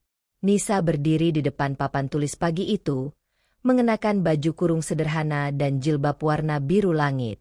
Di tangannya ada buku cerita bergambar. Di depannya duduk 20 anak-anak yang menyimak dengan mata berbinar. Mereka bukan hanya murid, mereka adalah wujud dari mimpi Nisa yang dulu tumbuh dari kepedihan. Anak-anak, ucap Nisa sambil tersenyum. Hari ini kita akan belajar tentang kupu-kupu. Tahukah kalian bahwa sebelum menjadi kupu-kupu yang indah, mereka harus jadi ulat dulu dan hidup dalam kepompong yang gelap? Anak-anak mengangguk antusias. Itulah hidup, lanjutnya. Kadang kita harus melalui masa-masa gelap, sulit, bahkan menyakitkan. Tapi kalau kita sabar dan terus berusaha, suatu hari kita bisa terbang. Seperti kupu-kupu. Tepuk tangan kecil terdengar. Beberapa anak mengacungkan tangan, berebut bertanya. Suasana itu membuat Nisa sesekali menunduk, menahan haru. Setiap sore, setelah mengajar, Nisa berjalan menyusuri jalan setapak di antara sawah dan hutan kecil. Dulu, tempat ini adalah lokasi di mana ia biasa duduk sendirian, berbicara pada hembusan angin, berharap ada yang mendengar jerit hatinya. Kini, tempat itu menjadi taman kecil dengan bangku kayu. Di sana berdiri sebuah patung sederhana. Seorang wanita tua sedang memeluk anak kecil. Di bawahnya tertulis, "Untuk Bu Sarti, cahaya pertama dalam hidupku." Nisa duduk di sana, memandangi langit sore yang mulai jingga. Kadang-kadang burung merpati melintas. Kadang anak-anak lewat sambil melambai padanya. "Bu Guru Nisa," teriak seorang gadis kecil, "aku dapat nilai 90 hari ini." Nisa tertawa. "Wah, hebat sekali. Besok ibu traktir es krim." "Ya." Anak-anak berlarian, dan Nisa kembali menyandarkan punggungnya ke bangku. Dalam diam, ia bersyukur. Tak pernah ia bayangkan bahwa dari hidup yang penuh luka, bisa tumbuh begitu banyak harapan. Arga masih sering datang ke desa. Meski kesibukannya di kota menyita waktu, ia selalu menyempatkan diri untuk mengawasi pembangunan perpustakaan baru yang dirancangnya bersama Nisa. Hubungan mereka sebagai kakak adik semakin erat, bukan karena darah semata, tapi karena perjalanan panjang yang membuat mereka menghargai arti keluarga sejati. Dalam suatu kesempatan, Arga berkata, "Nisa, dulu Mas kira kamu adalah gadis kecil yang lemah.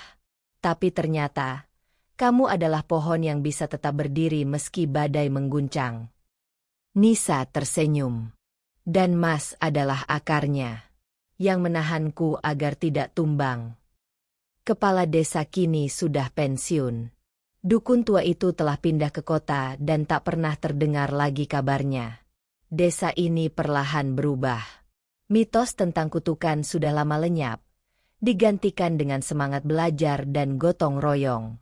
Beberapa warga bahkan mulai membuka usaha kecil, dibantu oleh pelatihan kewirausahaan dari Yayasan Arga. Perempuan-perempuan desa yang dulu hanya tinggal di rumah, kini punya keterampilan menjahit dan memasak yang mereka jual ke pasar kota. Anak-anak tak lagi takut membaca buku, dan tak lagi percaya bahwa mimpi hanyalah milik orang kota.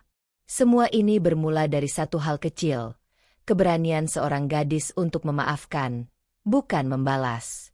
Malam itu, hujan turun perlahan. Nisa duduk di teras rumah barunya di desa. Rumah itu tidak megah, tapi hangat. Di meja kecil di depannya ada secangkir teh dan sebuah liontin tua. Liontin yang dulu menjadi petunjuk bahwa dirinya tidak sendirian. Ia membuka liontin itu.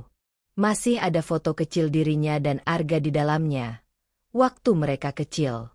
Dan di balik foto itu kini ada secari kertas yang ia selipkan sendiri, bertuliskan, "Bahkan luka paling dalam pun bisa menumbuhkan bunga yang paling indah, asal diberi cahaya dan cinta." Angin malam berhembus lembut, dan dari kejauhan, suara lonceng bambu dari sekolah kembali terdengar, seperti lagu pengantar tidur bagi desa yang telah menemukan harapannya kembali. Dan di langit yang luas, satu bintang jatuh perlahan, membawa pesan kepada siapapun yang masih tersesat dalam luka, bahwa dari gelap yang paling pekat, akan tumbuh cahaya yang paling terang.